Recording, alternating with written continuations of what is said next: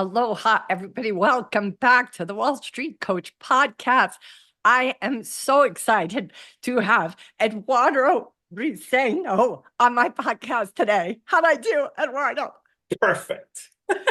We got a few moments before this recording began for me to pronounce his name properly because I think it's such an identifying feature of all of us and our ancestors. So I'm very happy to hear that I said it correctly.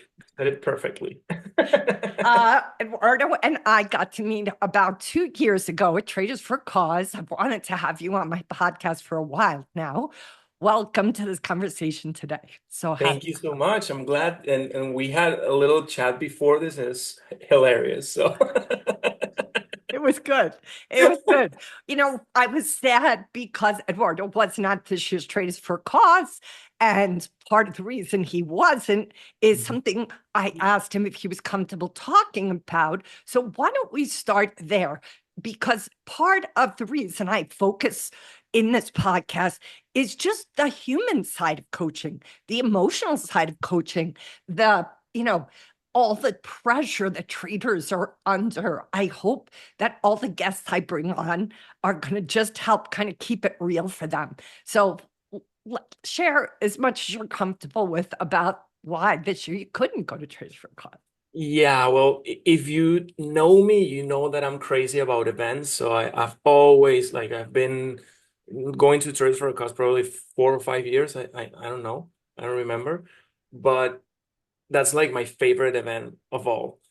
And 2 months ago, I tore my Achilles. Mhm. So it's a crazy injury. I never knew because I've been playing soccer my whole life, and I quit soccer just because I cannot afford to be injured. So it's a funny side of the story. And I tore my Achilles playing tennis just because I didn't want to play soccer anymore because I didn't want to get injured. And this is such a pain, like the recovery of this injury is so like annoying and slow. And as we have an event coming up in Mexico, Yeah, I was like, okay, I need to be like really, really ready for that. And I yeah, was like, no, being in Vegas with crutches is not a great no, plan. So no, I couldn't go, but I had so much fun when I see you guys, posting and stuff. I I'm like, know, oh, I to know. be there. But, It's, it's it, it's a part of life as we were talking. Like when yeah, once you're super, I was going to a few things. I had so many plans, so many things, and then something happened and it changed everything. yeah, And we were talking about this. It has affected my trading a little bit because I feel a little bit less energy. I feel because I cannot be able to jog. I cannot be able to exercise as I used to. yep, So yep, maybe my cortisol is all trapped right there, and that yes, what yes, you said about the pressure that the traders are into, that's yeah. so important. I don't know if people talk about that much, but it is like it's a thing, and it really affects your performance totally. Yeah. There was a comment where you were saying your wife kind of gave some pushback about your mood being impacted by the injury. Are you comfortable to sharing like how you've navigated that? Well, I almost break one of these monitors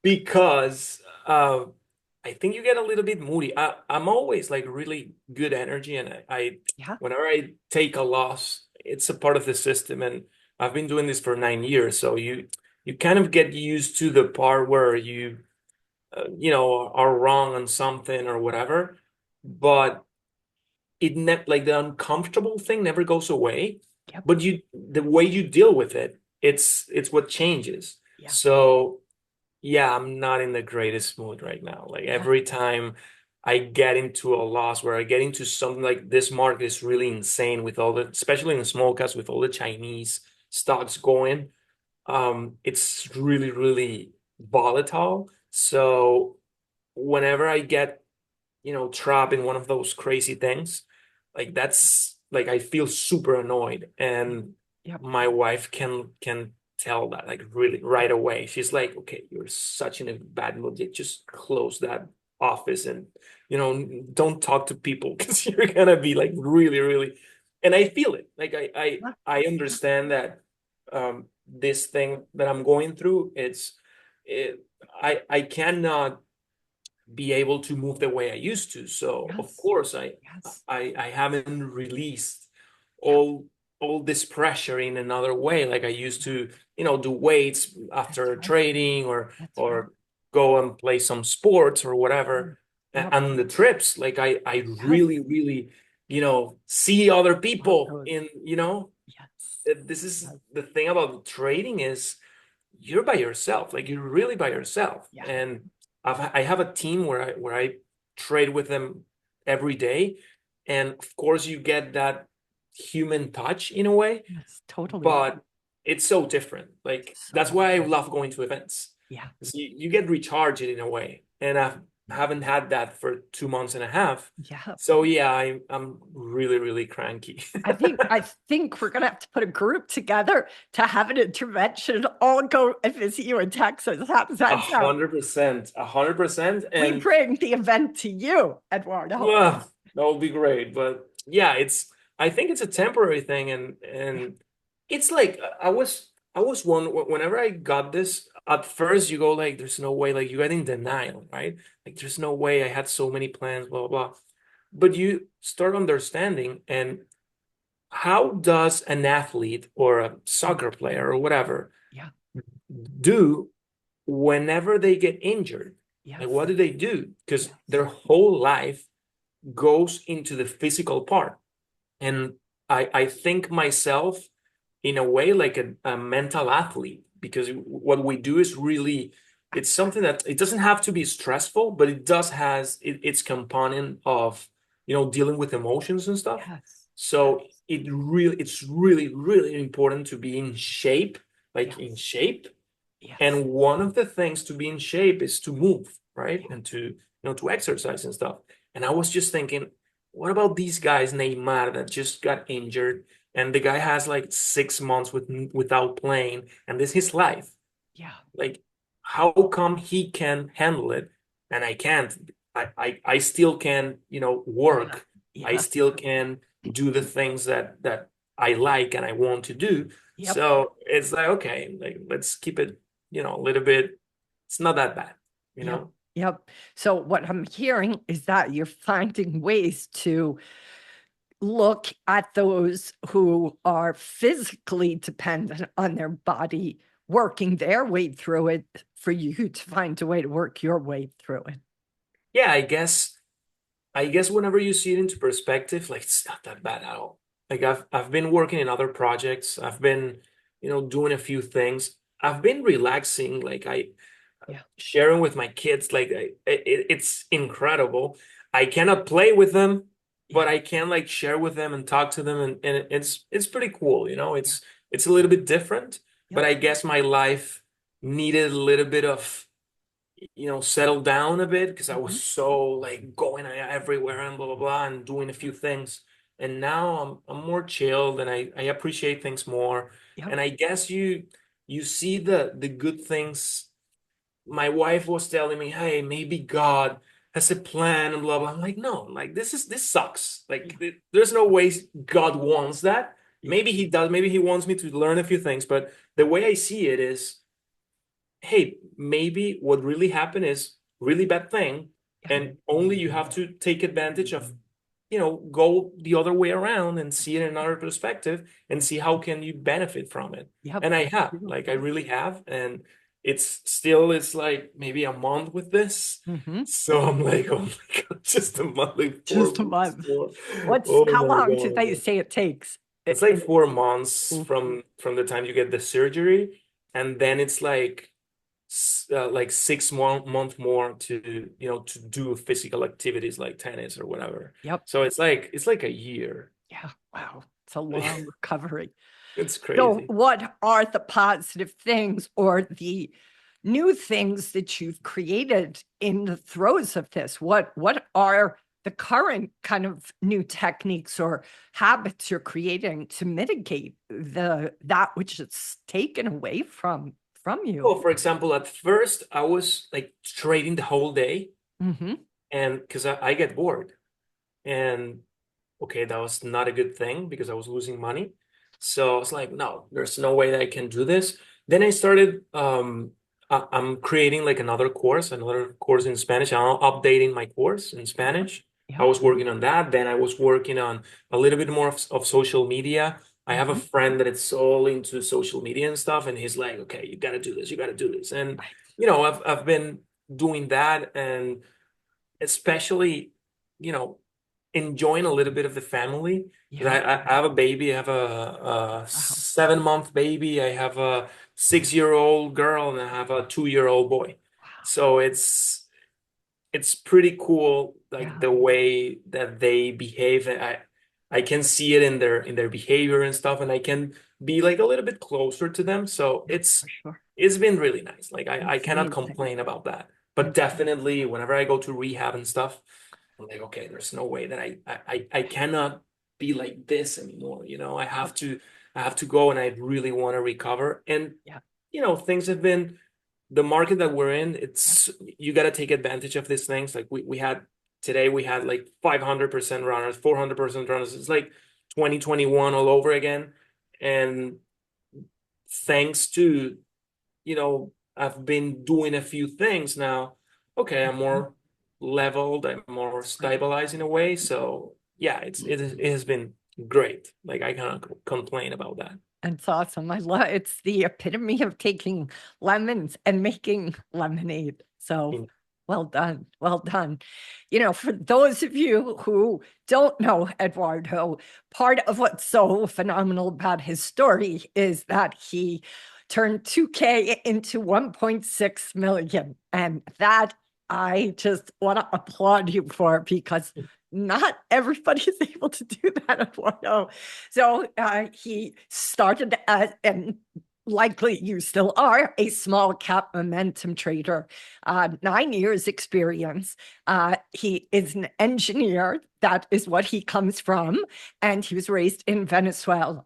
Um, you also have this incredible community of Spanish speaking traders. When did that community get started? It was like 2019, I guess, 2018, Okay. 2019. We started like 2019, but just like a group of guys, like, group of Yep. traders, and we were all speak Spanish, so it was like back and forth, building it. But then in Totally. 2019, we started like doing it seriously, Yep. and we've been, yeah, like 5 years now Amazing. doing that, and we're now close to 300 traders all over the world, and it's Incredible. been really, really cool. Yeah. Incredible. And So, you know what? I wanted to yeah. I wanted to address the 2000 to 1 million thing, Yes. because one of the things that I see, and one of the mistakes that I see everyone doing is managing expectations. Mm, And everyone wants that uh, small start and then going for the million, of and course. and that's where the frustration comes in whenever Mhm. your reality doesn't match your plan. Mhm. And I have to tell you, like, first, before I could do that, I blew probably like 6 accounts. Well, no, probably like 4 or 5 accounts Wow. before making it, Yeah.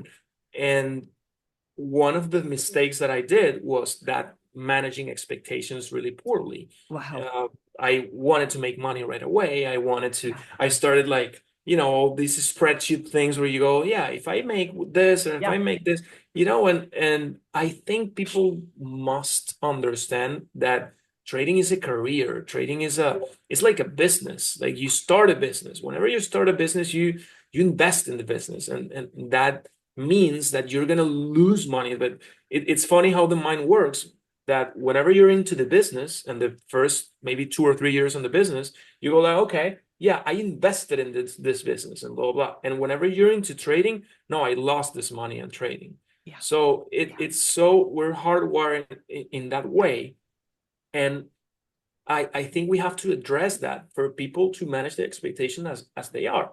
I I was lucky enough to get a 2020, 2021 market, which was insane. Like we had 500% runners every single day. And it was so, Yeah. I'm not gonna say easy, because Yeah. of course I had 4 years of experience before that, Yep. but it was really different than 2019, 2018, 2017. So it was really, really uh, accessible to Yes. grow the accounts like really quick. Yep. So if you are going to try to do that right now, know that it's going to be a really, really, really hard thing to do. And Yeah. if you think it that way, and if you have the proper mindset, and if you have the vision to, become a better trader each day and learn to develop the skill as it is, it's going to be a so different journey than if you're trying to make money right away. Yeah. So if you're willing to, let's go back to what your expectations did look like before you blew up those accounts, just to give a little sample of what perhaps some of the traders that are listening to us currently are in. So you had an expectation, talk about that, and then how did those blow ups get you to a place of neutrality? What was it that you had to learn? First, I was in Venezuela first, right? And Yeah. and as a lot of people know, like there are a lot of complications in that country regarding social and political things. And we moved to the US. I have to say now in this context legally, because it's getting crazy. My wife applied to study here, and we came here. She was a student, and then we started living in the States.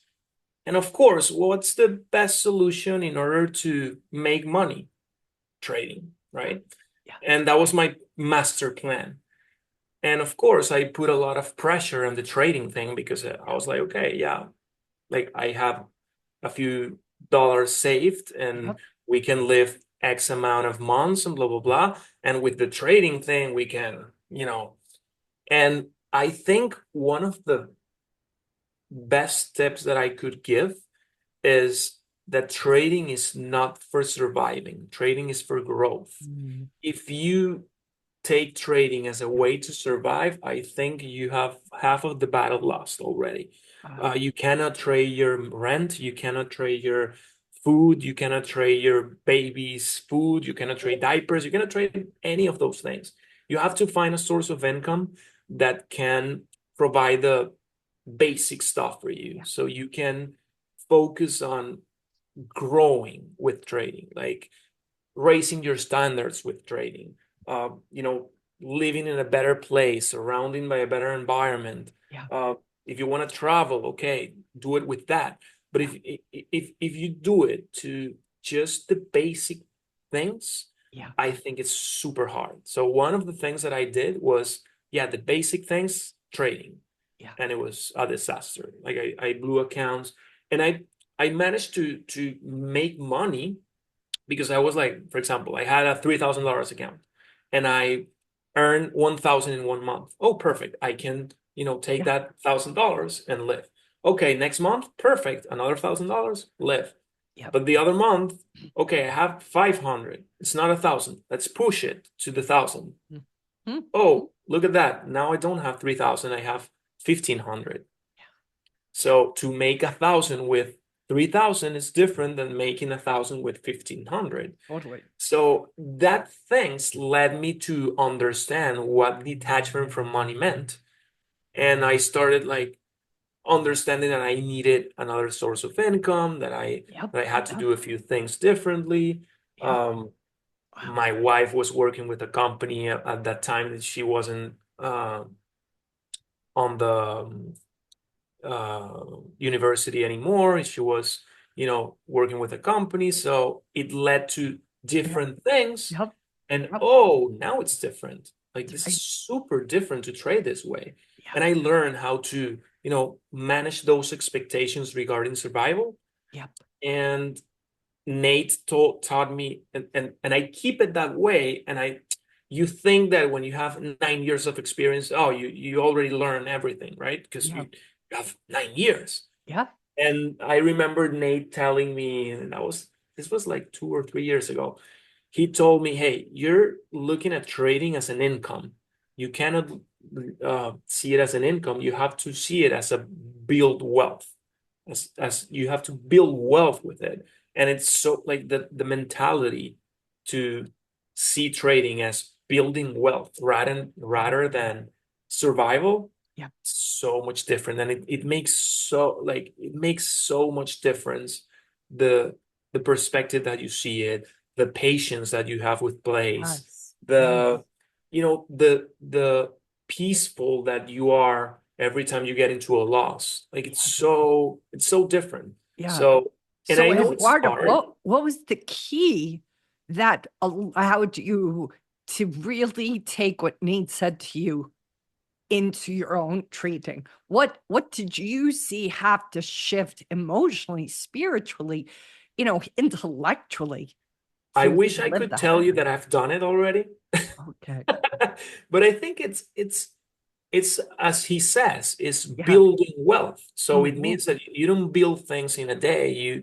It's a process. And the process that I've been making is little by little we're growing not only in other projects that brings you so much peace of mind, Yeah. but in the trading. Yeah. Like I used to be really whenever I get into stock, like I get out like right away, and I was super scalper. Now I manage with the recycling shares and with a core. Like I'm a little bit more patient with my entries, with my exits too. So it has been so much different, so Yeah. much different. I think that the key of these things, it relays on confidence.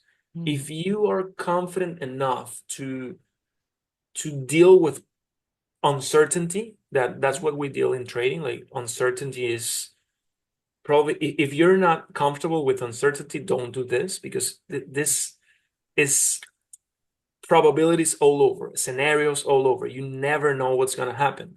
And all events are unique. So you got to be comfortable with dealing with that.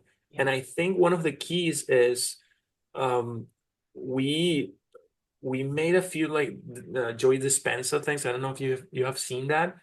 That's pretty crazy and pretty wild, and not everyone would understand that. But what we did is something like, imagine that you know that there's in a scenario that you're a successful trader already, and that scenario exists, and it's real, and as that person exists, you reverse engineer what that person is doing. Mhm. So you get a little bit more clear on this, on the certainty, on the path, because he already made it, right? The Eduardo from 2030 already made it. Yeah. So it's like that confidence, it's just a reverse engineer of a real scenario. And I did that. And now I'm like, okay, I'm just following a path right now. I'm not like, oh, I don't know where this will lead, you know? Right. Yeah. You I do know know where already. you do know where it will lead because you have committed to the outcome, and now you're just taking the steps to live into that outcome. Exactly. It's like, hey, th does this person drinks? What we were talking about. Yeah. Okay, does this person drinks? Yeah. Like, not so much. Yeah. Does this person exercises? Yeah. How does he look? Does he look, fit? Does Yeah. he dress properly, or Yeah. dresses like or is he in a really harsh environment and he is in a really good environment? Uh, does he travels? Does he not? Does he meditates? Does Yes. he not? Does he prepare his trades? Is he really angry whenever he gets a loss? Yes. All those things. So you start, hey, this is the habits that this person do, and you start developing it. And I think to become a better trader, you kind of have to become a better person in a way. Hmm. So it's that becoming first the person makes that million, for example, Mhm. and then making the million. It's not the other way around. Yeah, People think that it's the other way around, and people do like, oh no, I'm gonna help people if I get money. No, why don't you start helping people and money will come. Like if you do the things that that person that is making $1 million a year or whatever, those habits and all those things, if you start doing it, you eventually you're gonna get there, right? So that's I think that's what gave me the confidence to understand that advice. yeah, It's a pretty hard advice to follow because you always end up in the daily bills and the daily urgencies that life requires, especially when you have 3 kids. for sure. But I think that mindset, hey, whenever you're like this into bills, you will go like, okay, what does that person, that successful person from 2020, 2030 will do? Yeah, Oh, does he get stressed out about that? Or he'll just, write it and, yep, you know, deal with it. for sure. So For sure. it's Such a beautiful description of a way to live into your future self. In indeed. coaching, that's a big part of a coaching experience is tapping into that future self. And it just sounds like that organically has been a driver for you, which is really impressive. Really is. Yeah, and sometimes I think about it this way. What would I tell Eduardo from 2016 Yeah. to do? Like the first thing that I would tell him, chill out.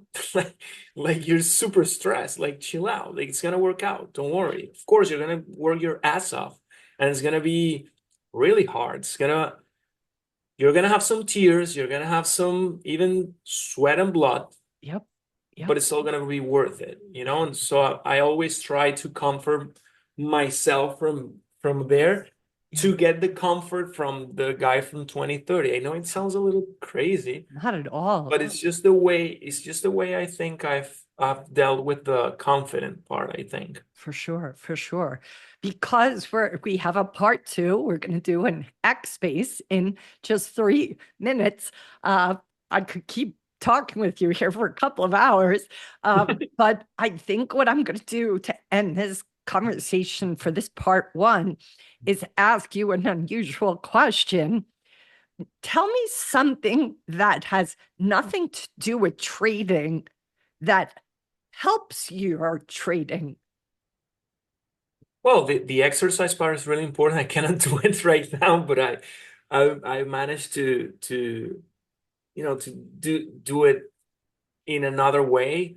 But I think I did something that really changed me, which was the 75 hard and the Fichala 75 hard, which consists in 2 workouts a day, one indoor, one outdoor. It could be walking. It doesn't matter, like Yeah, power walking and stuff. yeah, It doesn't have to be like power lifting and all those things. You yeah, can do yoga even. yeah, Then drinking 1 gallon of water every day. Reading 10 pages of a non-fictionary book, taking a picture of your changes, and I think I'm missing something, but pretty that's much what great. that created is building up habits that really, really help me. So Yeah, whenever you're uh, reading a book of things that will help you to trade, to deal with life, to yeah, whatever, yeah, you're gonna start thinking differently. And mhm, whenever you're drinking water, you're going to be hydrated and you're not going to be cranky and you're not going to do a few things like eat like crazy yeah, or you're going to get sleepy or whatever, yeah, things like that. When you're training and you're, doing outdoor things, yeah, like you feel better. Like yeah, it's that way. And when you're doing outdoor and it's raining, you're like, okay, I'm committed. Like yeah, I'm disciplined enough and yeah. I'm committed. So I think those things help me to go through this stage. And So even though I'm fabulous. not doing it, I think the little things that it left, like it helped me a lot to deal with the recovery and stuff. And this is called to 75 Hard. Uh-huh. Yeah, It's beautiful. that's pretty Really, cool. really powerful, really powerful. Thank you for coming on my podcast. We're going to go over to X-Face now. I hope you have subscribed to the Wall Street Coach podcast. And if you haven't, it's time to do so. See you on the next podcast.